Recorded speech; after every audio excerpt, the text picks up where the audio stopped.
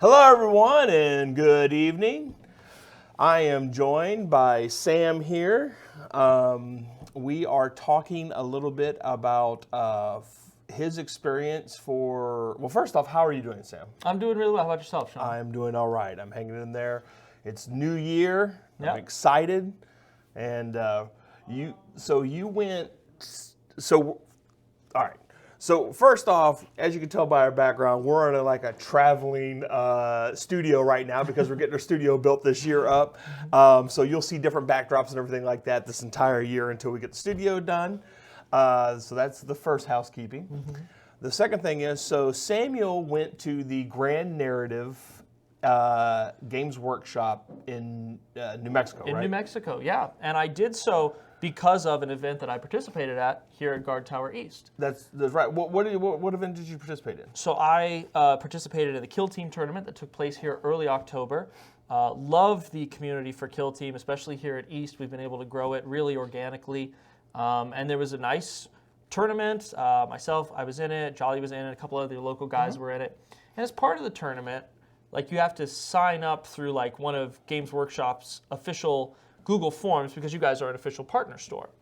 So I put my name in the hat. I knew I knew of the sweepstakes, but of course I didn't think I was going to win whatsoever. Maybe about a week later, Games Workshop's events team reached out to me and said, "Hey, do you have 2,000 points of guys or 150 power level? Because we're willing to fly you out, put you up, the whole thing." And I was like, "Yes." Oh, they pay for the hotel, the flight, They and everything? pay the hotel, the flight, the entry into the So thing. it was like a sweepstakes they did, Yeah, right? it was exactly it. Was it Kill Team specific, or was it any of their open play? Because you played an open play kit, right? They started doing these open play kits. So I was one of the people who won for Kill Team specifically, but there was also, I think there were 3 or 4 sweepstakes winners. One was for playing in full 40K tournaments, one was for playing in Age of Sigmar tournaments, one was for playing in Kill Team tournaments. Now the Grand Narrative was only 40K, but I think Games Workshop rightly assumes that if you dip into any of their other systems, you probably can play 40K or be at least tangentially Especially interested for a free in it. trip. Yeah. A free trip. Have you ever been to New Mexico before? Never been to New Mexico. I had Whataburger for the first time when I was out there. Oh, really? I had never had Whataburger. It was fine. It was really good for the price that you pay. It was good fast food burger. But I had to have it while I was there. I can't not have it. Okay, so you won, and you won the sweepstakes, and they fly you out there. Yep. Did they put you in some nice digs? Or? Oh yeah, no, it was a lovely hotel. It was in Santa Ana Pueblo, which is just outside of Albuquerque, a little resort town. It was a Hyatt of some variety and just a really lovely space. And, they had gyms, they had a great breakfast buffet. It was a resort. It was really beautiful. And, you could look out onto, this just incredible, mountain range. And, you felt especially, coming from Columbus, Ohio, feels like you're on another planet. So, you were already in the right mood. You're like, oh, my God, what's that thing jutting up out of the sky? Oh, that's a mountain, Samuel. Okay, all right, I don't know what that looks like. Columbus is very flat for context, people. If you look at a topography map of Columbus, it's just flat. It's a piece of paper. So, so you get there. How many days actually is the event? So I get there on Thursday, but all they do on Thursday is just kind of give us a briefing. And then it was Friday, Saturday, and then Sunday was the final day. And then they flew me out Monday morning. So I actually got kind of an additional night. So it was nice. It was really nice. Oh, okay. That's cool. Thursday, I mentioned the briefings. The briefings were one of the coolest parts. I got to get that out of the way. They had in-character briefings.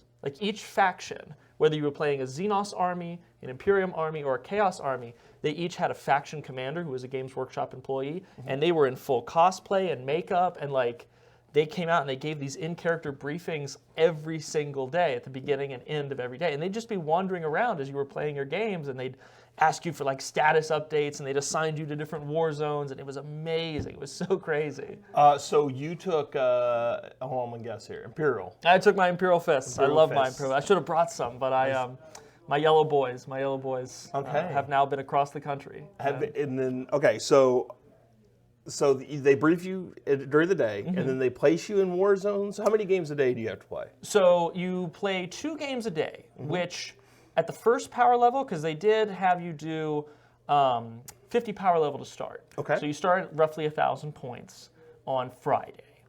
and we only played 2 games Friday. Now, in my experience, you can probably get 3 games of 1,000 points a day in. You probably, that's pushing it, but I've done that at tournaments and whatnot, but you can do that.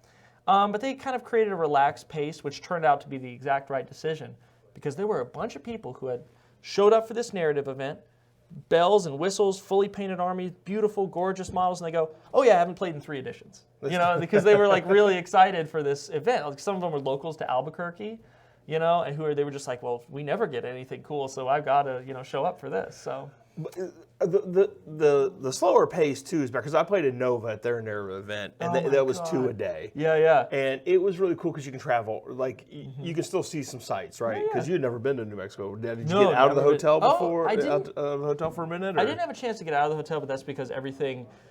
You had to drive everywhere. Okay. So I didn't, but I really did explore the resort. I really got out. I got to see some of the trails that they had around the resort. Explored some of the fire pits that they had. I mean, really just lovely scenery. Really walked the grounds and appreciated it. So what was your favorite game? So man, that's really hard to pick. Because you played 2 for 3 days or 4? So I did. First day we played 2 games. Second day we played 2 games, but at full 2,000 points. Okay. And then third day you either played one last 2,000 point game, or if you were one of the lucky few, which I was, you got to participate in like this final apocalyptic battle where they lined up like 12 different armies around the outskirts of this, and then they just started putting down Titans. They just started putting down Titans, and they were like, okay, get ready. And it was the folks who had been at the Titan painting class. So the grand narrative was the biggest event, but there were 2 other events happening simultaneously. There was a Titan painting class, which was very expensive. Was not going to that, but they provided these folks with a Titan and an airbrush, and they had them being taught by like a really, really high-level painter for 3 days how to paint this Titan, and it was the Warhound Titan, so really, really significant stuff. And then there was also the grand championships of like the competitive stuff happening in the main hall. So it was kind of like 3 events in one, but obviously, if you're part of the grand narrative, you're just taking part in that. But it was nice to be around this other stuff, and then at the end they sprinkled the other stuff in because the giant, the fully painted Warhound Titans after 3 days just came in and started blowing us away. It was great. It was awesome. It was so cool. So you had a great time. I had an amazing time. And so you played in a kill team event, and then you went to 40K, right? Yes. Because you went to this 40K grand narrative. So now you kind of got the narrative bug? I do have the narrative bug. Oh my God. I ever since 9th edition started, I had been looking at that section of the main rule book that's about narrative play for Crusade. I've always kind of been like, man, I really want to do that. But it's just about committing to it, finding the time, and there's a not insubstantial amount of bookkeeping to it. You have to figure out how many units did this unit kill, how many times have they died, what battle scars do they have, and so that does add up over time. It does, yeah. Fortunately, there's an online tool now called Administratum where you can track all that stuff really easily. It's maintained by the guys who do Goonhammer, and it's so user-friendly to the point where, we were told, through the official Discord that they had made for this, they were like, just use Administratum. It's a really great tool. So, I've got my roster all put in there, and I still have my roster from New Mexico with all their upgrades and all their stories and everything they did in case I ever, meet up with somebody else who was there. We can just refight that. Refight that. That's awesome. But, I've got the narrative bug bad. So I'm, in fact, starting a narrative campaign based out of both guard towers, east and west. I put the feelers out kind of, I want to say end of November. I just put out a Google form. I said, interest check. Let's see who's interested in an escalation league that would take place over 3 months, starting at 500 points, going up every couple of weeks. A week later, I had 20 responses. And I was like, okay, all right, there's an audience, there's an appetite. People want this very badly. So now we've got 30 people who have signed on at some level.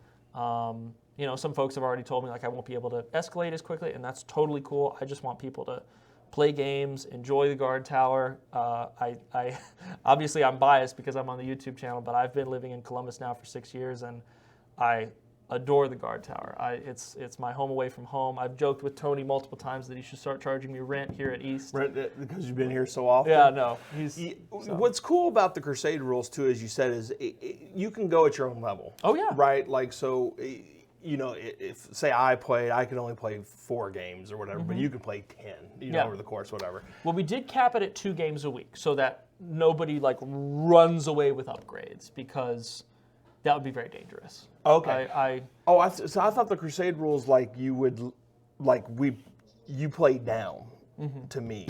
Like, so is that there is a balancing mechanic inherent in it where if you have a certain amount of Crusade points, which is like how many upgrades your guys have and stuff like that, the difference in Crusade points between you and your opponent will get refunded to them as CP to use on stratagems and stuff. okay? So they get more stratagems throughout the game. But at a certain point, like, we're still going to use that balancing mechanic. But like, if somebody does play, like you said, 10 games, and somebody else plays 4 games, I don't think there's any amount of CP in the world that's going to balance that between them. So with broad consensus from the player base, like almost everyone in the 30-man Discord agreed to this. We just said 2 games a week. We'll cap it at that. There will still be folks who are playing those 2 games every single week and have all those upgrades, but I think the power disparity is going to be a lot more even. Okay. I think the floor will be higher and the ceiling will be lower. Well, that's exciting. Yeah, I actually signed up on your I saw. Crusade. I'm very excited.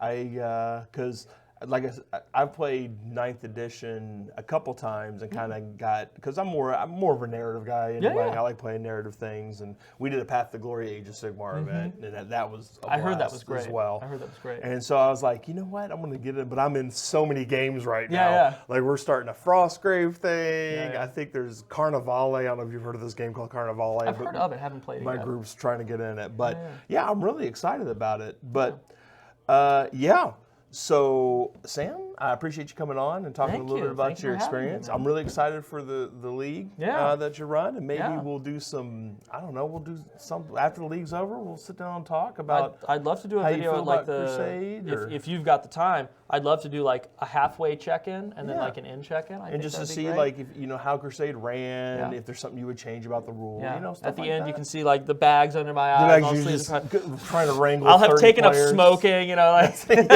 wrangle 30 players. Well, we appreciate it, Sam. Thank you so much for coming on. Absolutely. And again, I love the Guardtower. I'm not paid by them, I promise. I love the Guardtower. I could not be happier to be here and just continue to support it as best I can. So. All right, well, we appreciate it. Absolutely. If you enjoy these videos, please leave a like and subscribe. We genuinely do appreciate it. And because it's the new year, we're still trying to grow the channel. I believe this is our 3rd year. 3 or 2 years. I can't remember now. I'm subscribed. I got notifications turned on. I got the bell and everything. We really do appreciate it. It really does help. And y'all have a great one. We'll see you around. Bye, everybody. Bye.